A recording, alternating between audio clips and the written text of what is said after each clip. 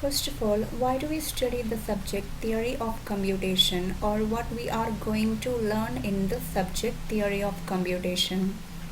When we learn about a computer or any computing device or some computer system, we learn about hardware and its optimization. We learn about software, we learn coding, we learn programming languages, we learn algorithms and data structures used, and so on.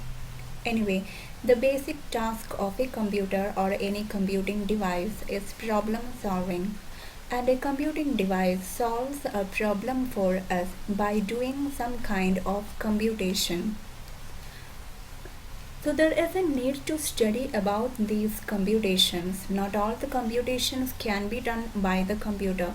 There are some computations that can be done by the computer. There are some computations that cannot be done by it. Suppose we need a computing device to do a specific kind of computation for us without using the actual physical machine or without moving to the physical design. We may need to know whether that device will be able to do that computation for us, and will there be any issues in between. If there will be any issues, how to resolve it, and so on. In order to study about all this, we use an abstract representation of the physical machine, or we use a model of computation. So by using a model of computation which can perform some particular kind or kinds of computation, we learn the theory behind that computation. So this subject deals with that theory behind the computation. Next, what we are going to learn in this subject, we will be learning about symbols, alphabet, strings, language, grammar, and automata. Before understanding what these building blocks of this subject are, leave this automata for the time being and consider a human, consider a person or a person's brain, and consider any natural language, say for example English. Suppose this person claims that this person knows English language very well, then what do we normally expect from him? If this person knows English language very well, if he hears or reads anything that belongs to English language, then this person should able to recognize that yes, this is a proper way of using English, or this is a valid part of English language. Or if he hears or reads any sentence which is not well formed, or if there is some incorrect spelling, this person should able to recognize that no, this is not a valid part of English language, this is not a proper way of using English language. Mean the person should able to recognize.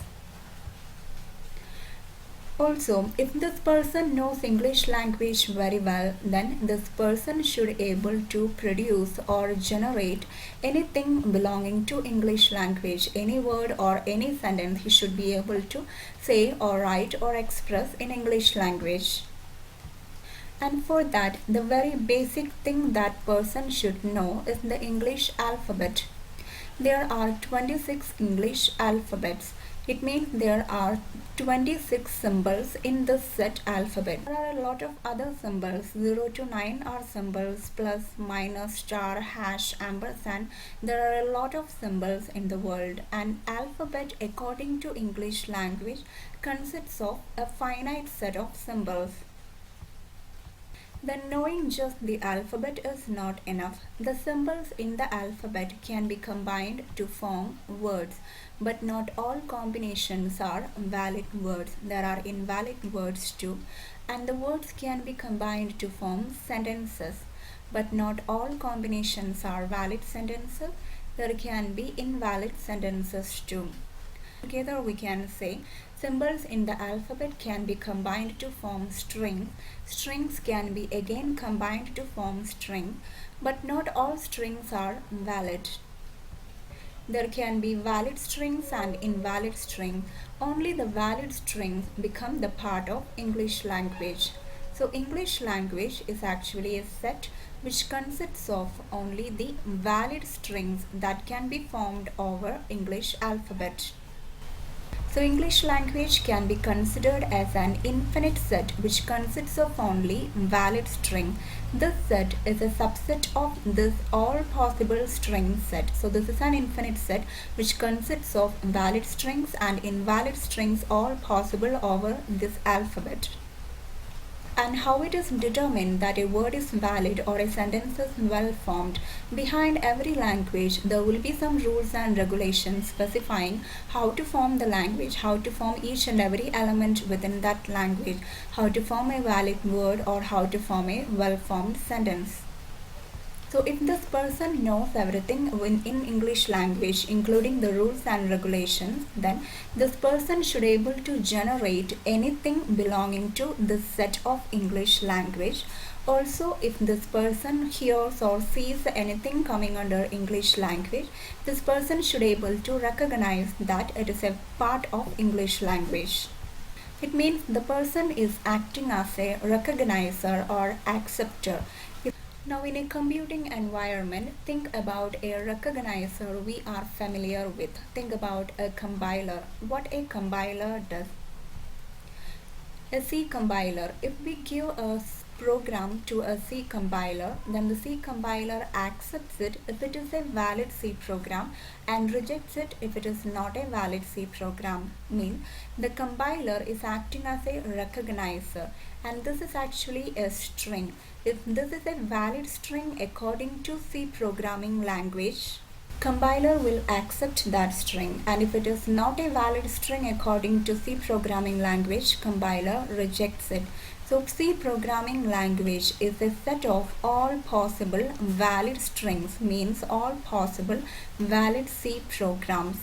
And C programming language is built over an alphabet of C programming language. This alphabet consists of all the symbols that can be used in any C programming language, in any C program. And the symbols in the alphabet set can be combined to form strings. But not all combinations are valid strings. There can be invalid strings too. Again, strings can be combined to form strings. When any combination of the string results in a valid C program, then it is a part of C programming language. So C programming language consists of such valid strings or such valid C programs. And how it is determined that a program is valid? Based on the rules or based on grammar. Behind every language there are some rules or there is a grammar. So here compiler is acting as a recognizer or acceptor. Given a program, given a string, this acceptor checks whether it is a valid part of programming language or not. If so, it will accept it, otherwise it will reject it. So in this subject, we will be focusing our studies on a model of computation for such recognizers or acceptors. Such a model of computation is called automata. So automata is a model of computation which acts as a recognizer or acceptor for a particular language. And what does a recognizer do? Given a string, it will determine whether to accept the string or not. If it is a part of the language, it will accept the string. Otherwise, the string will be rejected. Thus, in this subject, as the very basics, we should learn about symbols, alphabets, and strings. Then we should learn about language, automata, and grammar. Then we can elaborate our study on language, automata, and grammar, because there are different classes of language. For each class of language, there is a corresponding type of automata and corresponding type of grammar.